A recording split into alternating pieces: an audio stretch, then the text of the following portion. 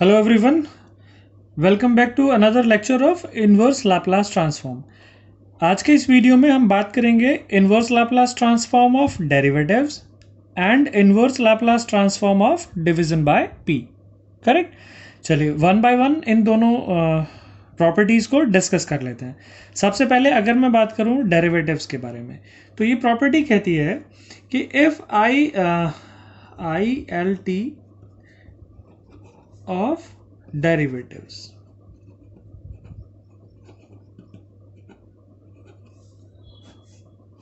ठीक। तो इसको निकालने के लिए जो हमारे पास प्रॉपर्टी है वो कहती है कि अगर किसी फंक्शन के nth डेरिवेटिव का इनवर्स लाप्लास ट्रांसफॉर्म निकाला जाए तो वो आता है -1 t एफ टी। करेक्ट, ये है प्रॉपर्टी। एफ टी क्या होता है?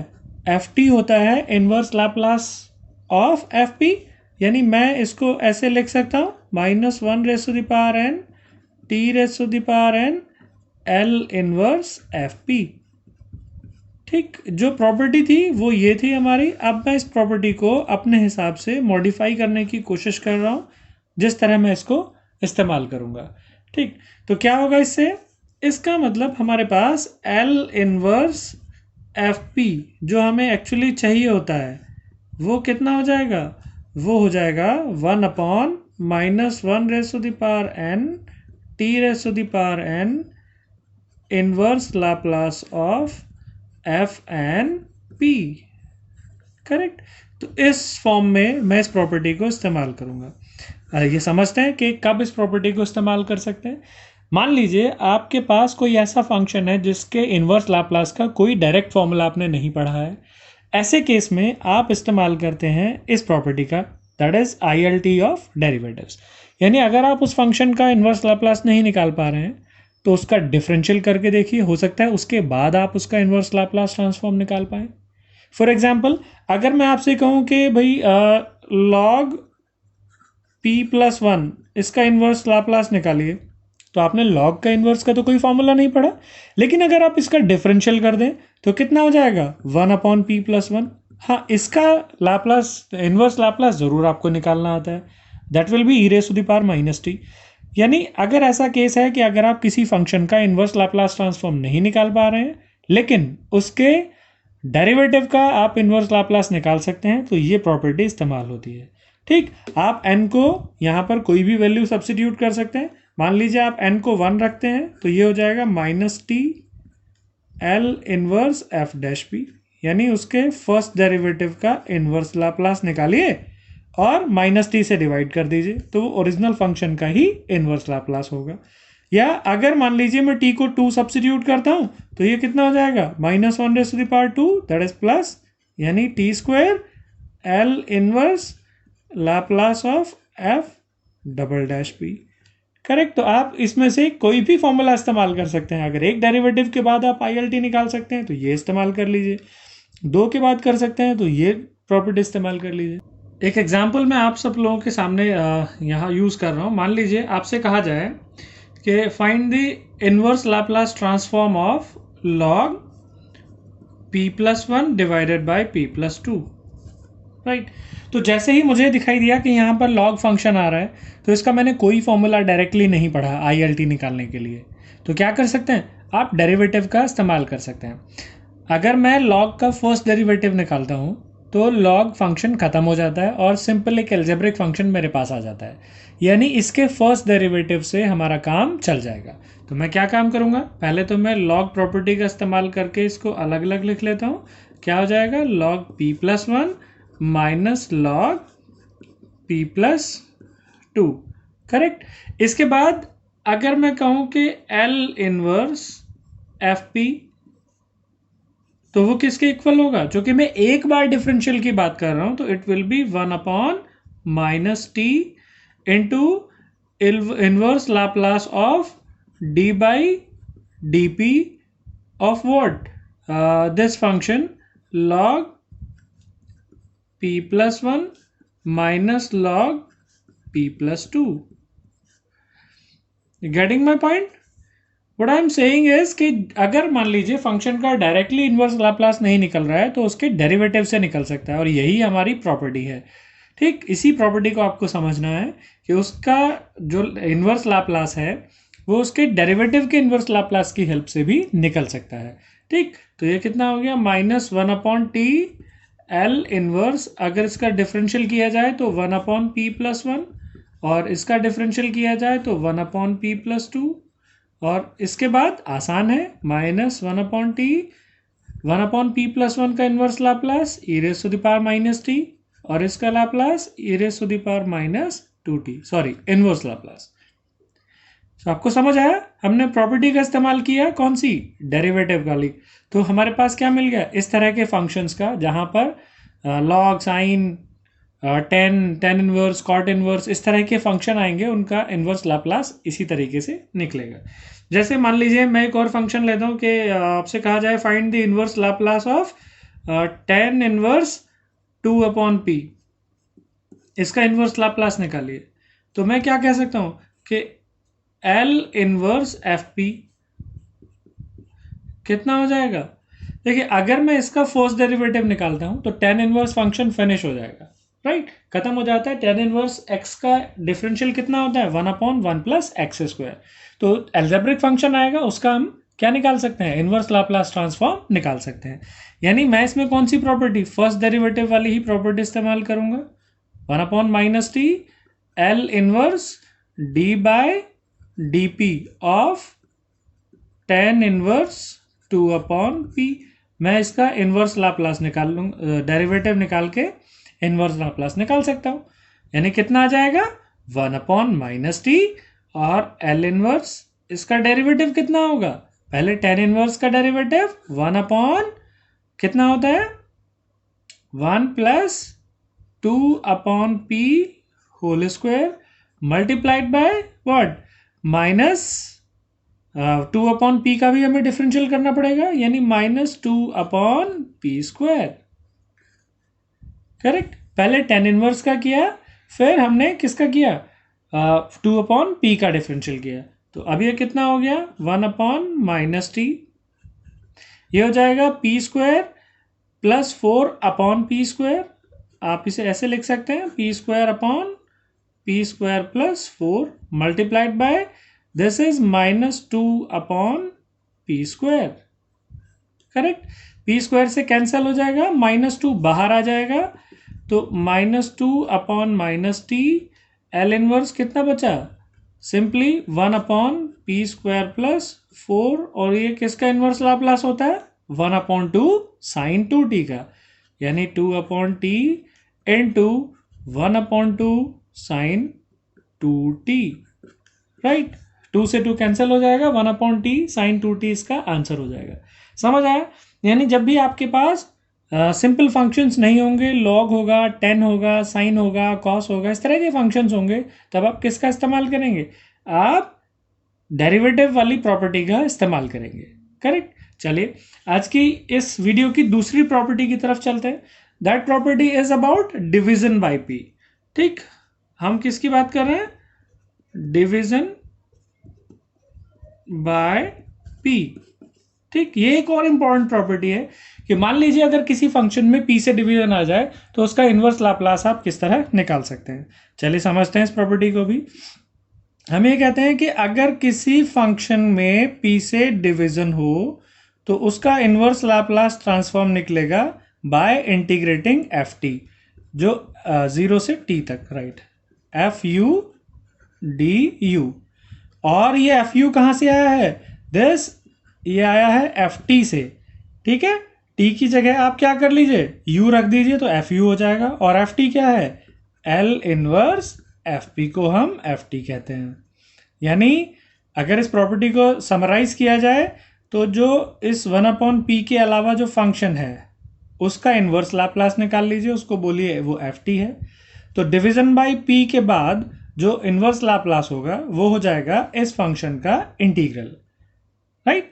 चलिए एक छोटा सा एग्जांपल मैं आपको समझाता हूं इसको। मान लीजिए आपसे कहा जाए find the inverse Laplace transform of e⁻²p, right, बल्कि e⁻²p रहने दीजिए। हम एक और एग्जाम्पल कंसिडर करते हैं। मान लीजिए हो 1/p into P square plus 1, it will be better example. तो 1/p into P square plus 1, इसका इनवर्स लाप्लास निकालिए। एक तरीका ये है जो हम पहले पढ़ चुके हैं प्रीवियस वीडियोस में, कि आप इसके पार्शियल फ्रैक्शन कर दीजिए a/p और bp plus c/p square plus 1। दूसरा तरीका ये है कि डिवीजन बाय p का इस्तेमाल कर सकते हैं। मैं ये 1/p के अलावा जो फंक्शन है उसका इनवर्स लाप्लास निकाल सकता हूं। मैं क्या कहूंगा कि L inverse 1/p square plus 1, इसका इनवर्स लाप्लास कितना हो जाएगा, साइन t।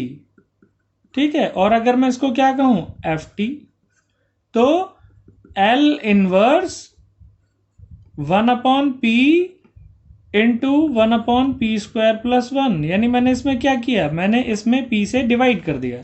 तो p से डिवाइड के बाद ये फंक्शन क्या हो जाना चाहिए, 0 से u तक fu, यानी साइन u du।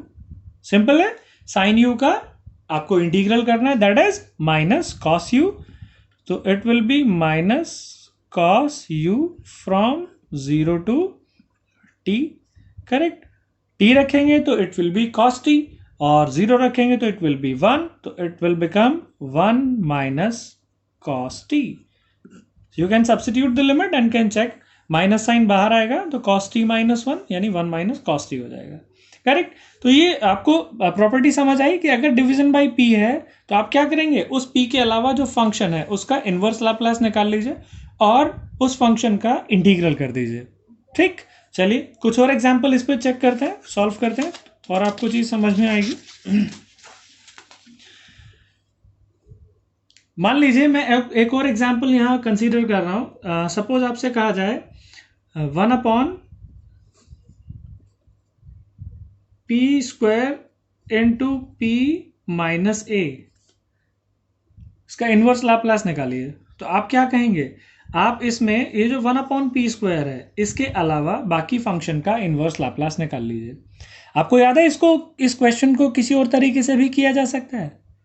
बिल्कुल आपको सही याद आ रहा है, इसको पार्शियल फ्रैक्शन की हेल्प से भी कर सकते हैं। a/p plus b/p square plus c/p minus a। और दूसरा तरीका अब हम यहां आपको बता रहे हैं। तो हम सबसे पहले क्या निकालेंगे, L inverse 1/p minus a का इनवर्स लाप्लास। वो कितना होता है, e⁻at। Correct. So this implies L inverse, अगर मैं इसमें p से डिवाइड कर दूं तो इसका इनवर्स लाप्लास कितना हो जाएगा, 0 से t तक इस फंक्शन में क्या रख दीजिए, a u du।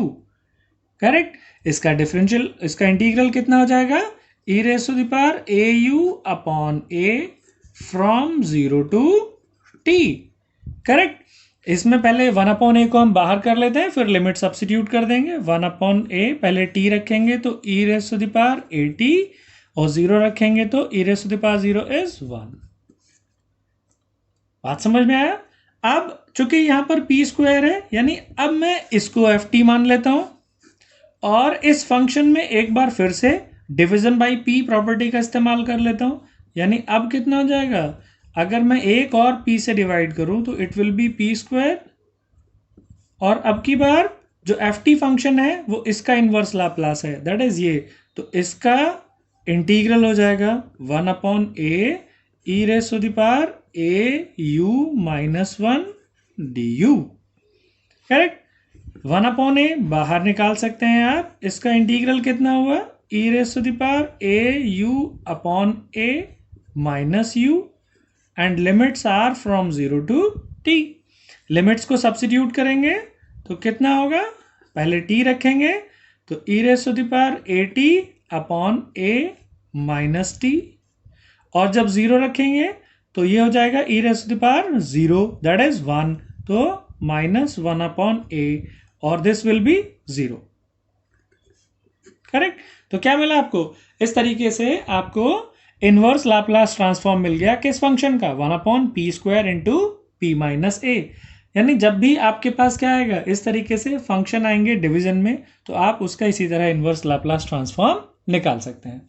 छोटा सा एक एग्जांपल और, मान लीजिए आपसे कहा जाए 1/p³ इंटू p² + 1, तो कैसे करेंगे? अभी हमने 1/p इंटू p² + 1 का किया था, बिल्कुल उसी के तरीके से जैसे पिछला एग्जाम्पल भी सॉल्व किया है वैसे ही करेंगे। सबसे पहले L इनवर्स 1/p² + 1, वो कितना होगा? That will be sin t, if I'm not wrong, correct? So this implies L inverse, अगर इसमें P से हम क्या कर दें? डिविजन, तो इसका इनवर्स लाप्लास कितना हो जाएगा?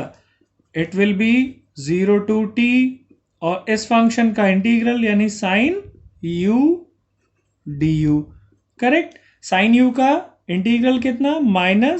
-cos u from 0 to t। Answer कितना आया? 1 - cos t,